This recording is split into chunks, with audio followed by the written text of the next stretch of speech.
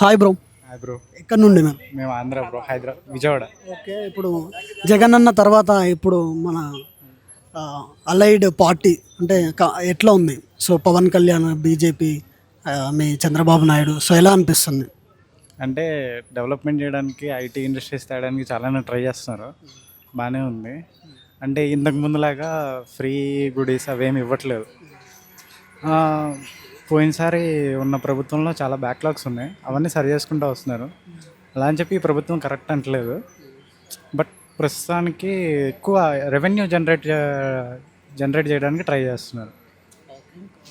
So Jagan అన్న పాలనలో సంక్షేమాలు ఎక్కువ జరిగినాయి అని అంటున్నారు కదా. సో ఇప్పుడు సంక్షేమాలు తీసేశారు కదా, మరి దానికి ఫ్యూచర్లో ఏమైనా ఎఫెక్ట్ పడే అవకాశం ఉందా? అంటే సంక్షేమాలు ఎక్కువ ఏం తీసేయలేదన్న, అంటే అవసరం లేనివి తీసేశారు అంతే.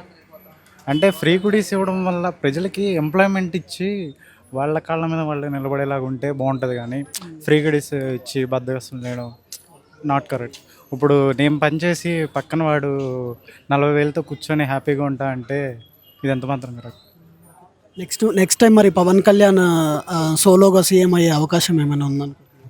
అది ఇట్స్ డిపెండ్స్ బ్రో, తెలియదు.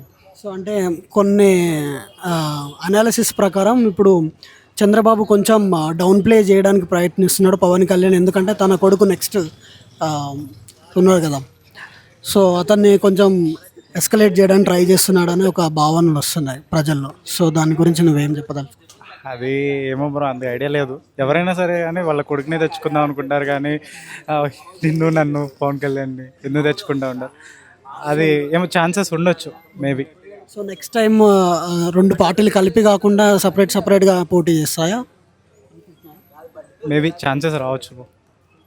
సో ఇప్పుడు మరి లోకేష్ పవన్ కళ్యాణ్లో ఎవరు బెస్ట్, ఎవరు నెక్స్ట్ ఛార్జ్ తీసుకోవాలనుకుంటే ఎవరు బెస్ట్ అని అనుకుంటున్నాం? నాలెడ్జ్ పరంగా అయితే లోకేష్, దాంట్లో ఏమాత్రం లేదు.